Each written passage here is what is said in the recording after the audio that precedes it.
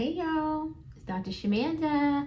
Welcome back to my channel where we talk about all things mental health, personal finance, and overall strategies to live your best life. All right, guys, so it is Saturday morning and I am in between sessions. So you guys know I see patients on the weekends and evenings as well. So I just had a thought and I wanted to share this with you guys real quick before my next session.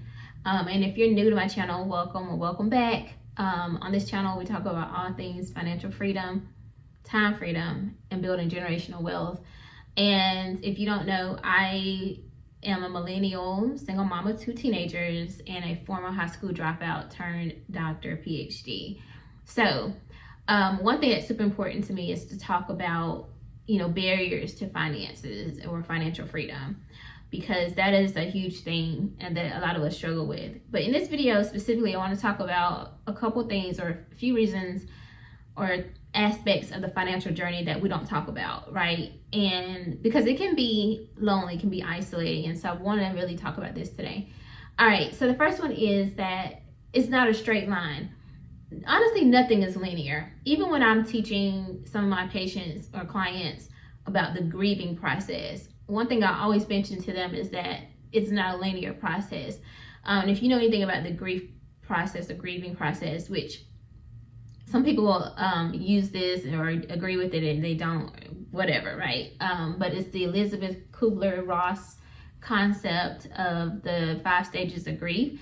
Some people, like I said, use it, agree, don't agree, whatever. But there's like acceptance, which is the very last one, but again, it's not linear. But there's bargaining, anger, depression, and then there's one word, but I can't remember that one right now. Denial, that's what it is.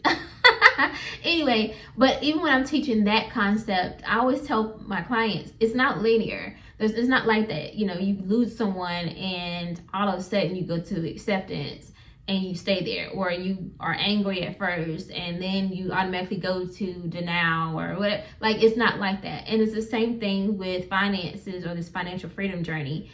It's not a linear process. You could be up and making, money and stable and really just hitting your goals and, staying consistent. And then the next thing you know, something happens and it just throws everything off. And if you coming into this journey or on this journey thinking that things are going to be perfect and it's going to be a straight line, you're not going to have any bumps in the road, you've already set yourself up for failure. Like, I can tell you that right now. I'll give you a perfect example. Around July, I set my goals to pay off my car this year. And you guys who've been here, you know that. I paid off my car over $17,000 in 8 months. I had it all planned out. I'm going to do X, Y, and Z, whatever. But I left my last job around that July mark, right? And I had planned out, I got my sick time, my PTO time. I'm gonna use that to pay, this. No, they didn't even pay me out my sick time, so that threw my budget completely off. I did have savings, so I had to pull the savings, like money out of the savings, in order to make that payment for that month to continue the payoff journey. That was a conscious decision that I had to make, or I made. But that was definitely not in the plan, right? And so I could have given up. I could have used that as an excuse that, oh, maybe this is a sign that I don't need to be worried about paying this car off. You know what I'm saying? Because I know me, I'll be like, oh, yes, I think that's a sign. Maybe that's a sign. No, it wasn't a sign. Keep going. So again, nothing's perfect and nothing's linear on this journey, okay? Number 2 is that you have to have discipline over motivation. I tell y'all that all the time. Quite frankly, I don't even want to be put in the category of a motivational speaker, because I'm not here to motivate you. I'm here to maybe inspire you. You could be inspired by my journey and my story. And if that motivates you, that's great. But I would more than likely prefer to inspire you to do something. And just it's very important to know that it's the discipline piece that's really going to catapult you towards your goals on this journey of financial freedom. You have to stay disciplined, because at the end of the day, motivation is going to come and go.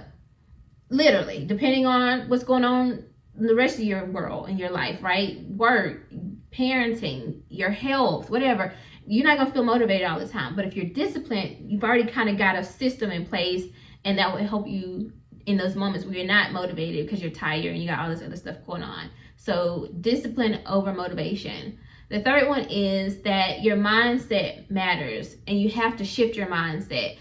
If you are on this journey and you're thinking, with the scarcity mindset, or the fear of failure, or worried about what other people think and how other people feel, all that's going to just throw you off. Like, you're not going to be successful. You're not going to get to where you're trying to go. We really have to heal our relationship with money and honestly begin to feel like someone who is deserving of this. You have to act as if. It's truly changing your self-concept. I'm gonna tell y'all, I told y'all, check out one of my last videos. I think I did maybe a couple weeks ago, but I talked about the secret to financial success or something like that. Like, the thing that changed me, basically, that helped me get to my goal. And it really just started with me changing my self-concept. I had to first believe that I was a woman or a person worth wealth and financial stability and financial independence and being a millionaire. I had to see myself as that. I had to believe that was possible and that I deserved it. When you come from a certain background, sometimes it can feel very like far-fetched. It's like, I mean, that's a good idea. I mean, but me and where I'm from, now that's, be for real.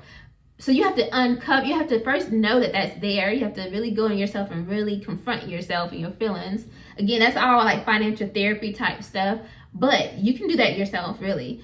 Just take a moment or take a weekend and take some time just to reflect. Go to the park, get you a pad and pencil and a journal, take some time to reflect and think about what are the thoughts that you have, thoughts and feelings that you have about money and how you see yourself with money, and how do you feel about people who have money, because that's another big thing.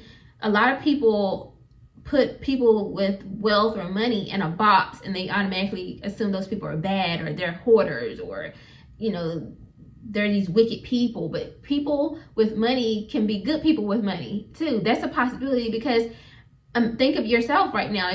I hope that you consider yourself to be a good person. Well, what if you had a lot more money? Who would you be and how would you act?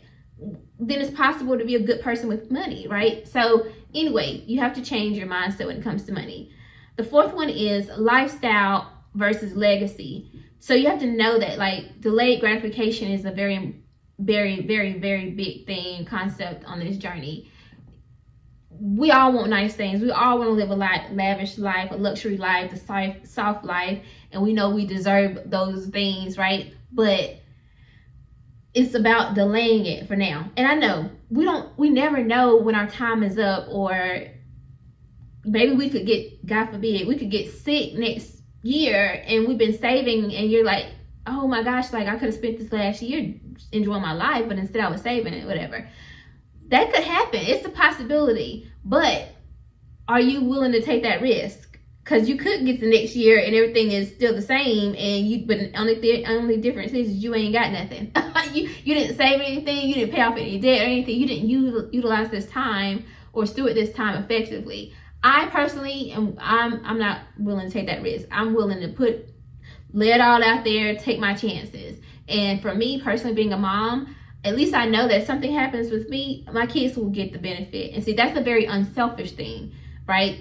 I feel like, well, we're not gonna go into all that, but lifestyle versus legacy. And fifth, we have to redefine freedom. What does freedom mean to you? Now, a lot of times we're thinking about financial freedom. We're thinking, oh, that means we're gonna quit our job and we're just gonna go live on the island somewhere and just disappear and quit the rat race and all that. It doesn't have to mean that. It could mean that you actually love your job, you love the company that you work for, you love serving, you love giving back or doing whatever it is that you do, but you also know that you have the financial freedom and independence to walk away from that whenever you're ready, or to maybe not do it full time, or to take more vacations so that you actually can show up better on your job.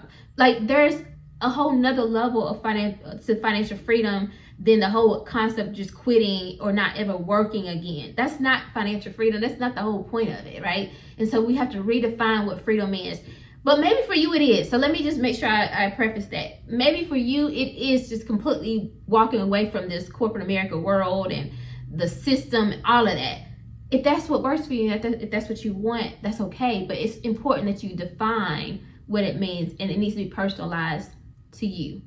All right, y'all, those are my 5 things to think about while you're on this journey towards financial freedom that people don't really talk about, okay? All right, guys, I gotta go see my patients, my clients, and go serve. Anyway, guys, I hope you like this video. If you do, like this video, comment, subscribe, share, and I'll see you in the next one. All right.